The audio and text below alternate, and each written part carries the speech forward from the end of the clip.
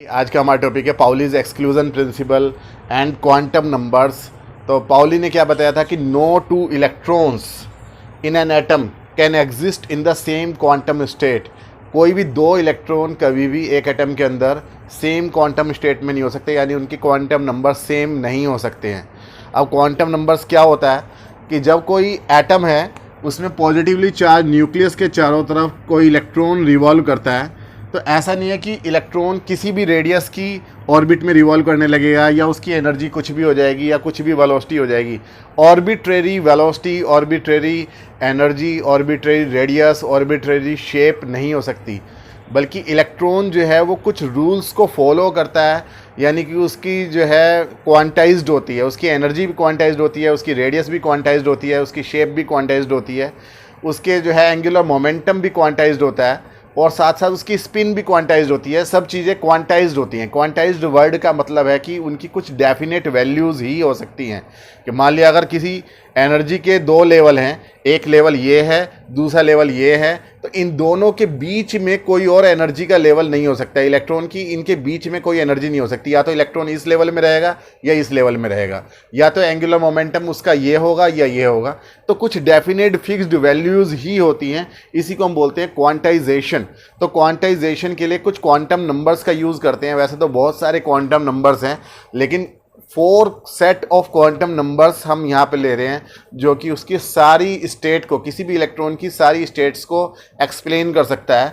और वो है एक तो principal quantum number n, azimuthal quantum number l, inner quantum number j and magnetic inner quantum number mj। जो इलेक्ट्रॉन है उसका प्रिंसिपल क्वांटम नंबर n जो है वो डिसाइड करता है कि उसके ऑर्बिट की रेडियस कितनी होगी।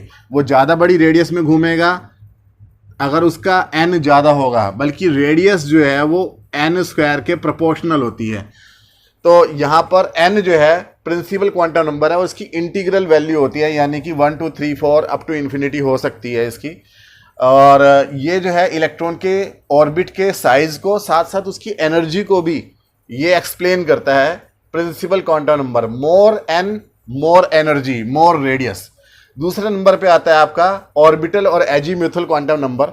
ऑर्बिटल क्वांटम नंबर जो होता है L से डिनोट करते हैं। इसकी वैल्यू 0 से लेकर n-1 तक होती है, यानी कि अगर सपोज किसी का प्रिंसिपल क्वांटम नंबर 4 है तो उसकी जो है ऑर्बिट की जो शेप है उसके अंदर जो इलेक्ट्रॉन्स हैं वो कौन कौन सी शेप में हो सकते हैं, 0 से लेकर 4-1 यानी कि 3 तक, यानी 0 1 2 3। तो ये जो है हमने अलग अलग ऑर्बिट्स को, हमने अलग अलग शेप की ऑर्बिट्स को हमने अलग अलग नाम दे दिए हैं। जैसे 0 का मतलब हो गया S, यानी कि स्फेरिकल शेप हो गई। 1 का मतलब हो गया P, यानी कि जो है डम्बल शेप हो गई। 2 का मतलब हो गया D, यानी कि डबल डम्बल शेप हो गई। 3 का मतलब हो गया F, यानी कि कुछ कॉम्प्लेक्स शेप हो गई। तो यहाँ जो शेप है वो डिसाइड हो रही है by quantum numbers L। L जो है उसके वैल्यू 0 से लेकर n-1 तक होती है, यानी n के ऊपर डिपेंड करती है। एक पर्टिकुलर ऑर्बिट के लिए उससे एक वैल्यू कम होती है, 1 नंबर कम तक होती है, तो इसे बोलते हैं ऑर्बिटल क्वांटम नंबर। साथ ही साथ ये एंगुलर मोमेंटम को भी डिसाइड करती है, ऑर्बिटल क्वांटम नंबर या azimuthal quantum number. Third number पे आता है inner quantum number. Inner quantum number जो होता है इसके टोटल एंगुलर मोमेंटम को डिसाइड करती है, यानी कि इलेक्ट्रॉन अगर ऑर्बिट में घूम रहा है तो उसके पास ऑर्बिटल एंगुलर मोमेंटम है, साथ साथ वो अपनी स्पिन कर रहा है तो स्पिन का भी एंगुलर मोमेंटम है। तो दोनों का जो सम है, यानी L और S दोनों का जो सम है वो होता है आपका इनर क्वांटम नंबर J। वैसे S भी अपने आप में क्वांटम नंबर है और इसे हम बोलते हैं स्पिन क्वांटम नंबर। तो स्पिन क्वांटम नंबर की वैल्यू 1/2 होती है, तो इसलिए J की वैल्यू कितनी हो जाएगी, L + -1/2। ये जो है total angular momentum of electron को बताता है। फोर्थ नंबर पे आता है magnetic inner quantum number. Magnetic inner quantum number जो है वो जो टोटल एंगुलर मोमेंटम सपोज इस डायरेक्शन में है, एक्सटर्नल मैग्नेटिक फील्ड आपने ऊपर की तरफ लगा रखा है, तो इस total magnetic total angular momentum को अगर हम एक्सटर्नल मैग्नेटिक फील्ड की डायरेक्शन में ब्रेक कर दें तो ये कितने डिग्री के एंगल बनाता है। यहाँ पर ये जो एंगल है थीटा, यानी orientation of atom with external magnetic field, उसे कौन डिसाइड करता है, mj, यानी कि magnetic inner quantum number. j का ही z डायरेक्शन में कंपोनेंट है ये, तो इसकी वैल्यू जो होती है जे से लेकर माइनस जे तक होती है, यानी कि यहाँ पर इसमें जे की जो भी वैल्यू होगी उसमें हम 1 घटाते चले जाएंगे और जब तक घटाते चले जाएंगे जब तक कि माइनस जे तक ना पहुँच जाए। ठीक है, तो इसे हम बोलते हैं, ये ओरिएंटेशन को डिसाइड करता है magnetic inner quantum number.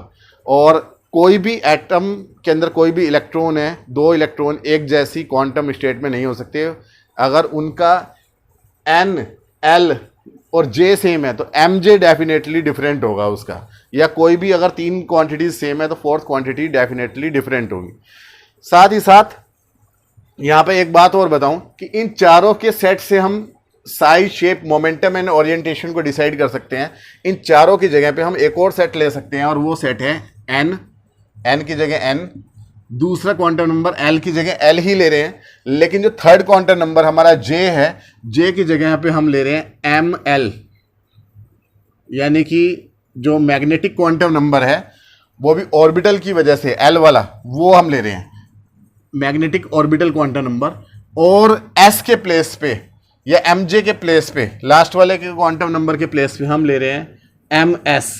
M S की वैल्यू 2 होती हैं, एक तो +½ एंड -½ तो हम इन चारों क्वांटम नंबर्स की, ये स्पिन मैग्नेटिक क्वांटम नंबर है एम एस, इन चारों क्वांटम नंबर्स को हम इससे रिप्लेस कर देंगे या इनको रिप्लेस कर देंगे इन चारों के सेट से, और इन चारों से भी हम इन्हीं सारी क्वांटिटीज़ को, यानी एनर्जी को, रेडियस को, टोटल एंगुलर मोमेंटम को एंड ओरिएंटेशन को हम बता सकते हैं।